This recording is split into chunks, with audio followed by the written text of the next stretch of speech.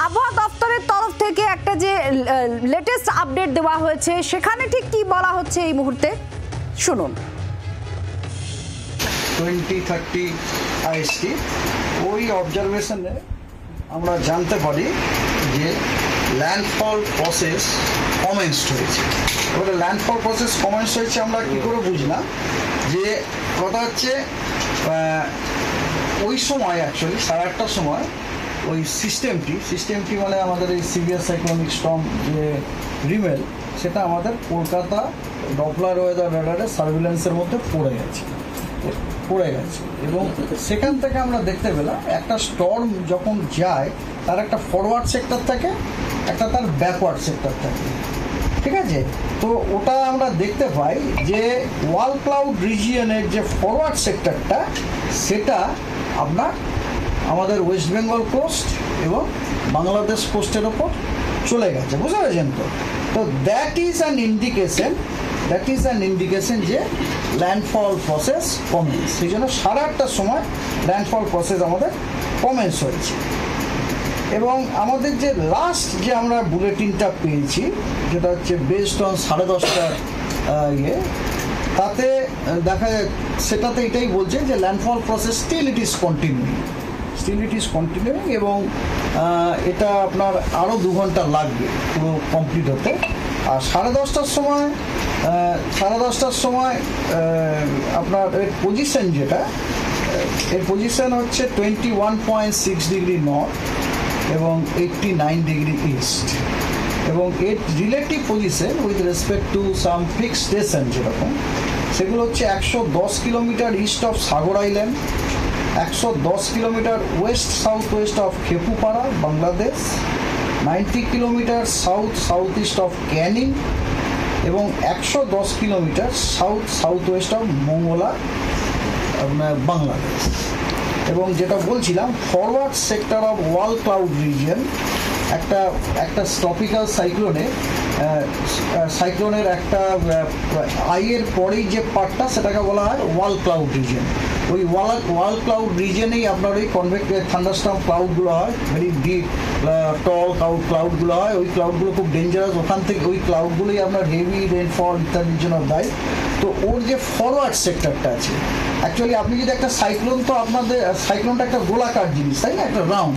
তো ওর যে আপনার ওই যে অ্যানুলার যে রিংটা, এই যে ওই যে কী বলে wall cloud region, it looks like a annular region আর কি, ডোনাটের মতো আর কি, ঠিক আছে তো, ডোনাটের মতো। সে এর তো একটা যে পার্টটা এগিয়ে গেছে, যে 50% পার্টটা এগিয়ে গেছে মানে সেন্টারের সেটা হচ্ছে ফরওয়ার্ড সেক্টর, যে পার্টটা পেছনে সেটা ব্যাকওয়ার্ড সেক্টর।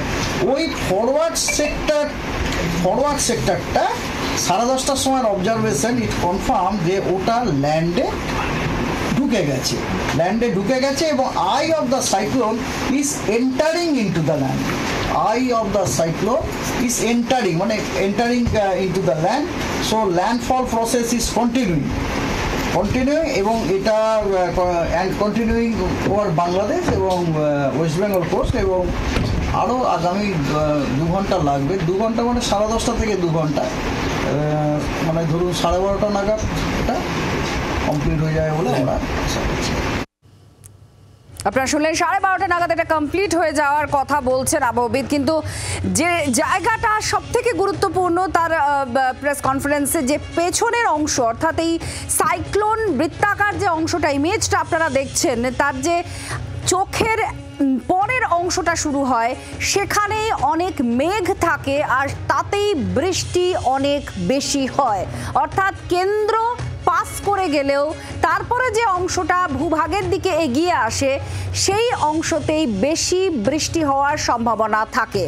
আর এই জায়গা থেকেই পরিস্থিতি এর পরে ঠিক কি হয় সেদিকেও নজর থাকছে। ঝড়খালি থেকে আমাদের প্রতিনিধি অয়ন আমাদের সঙ্গে রয়েছেন সরাসরি, তার সঙ্গে আমরা কথা বলবো। অয়ন, কি অবস্থা এই মুহূর্তে ঝড়খালির?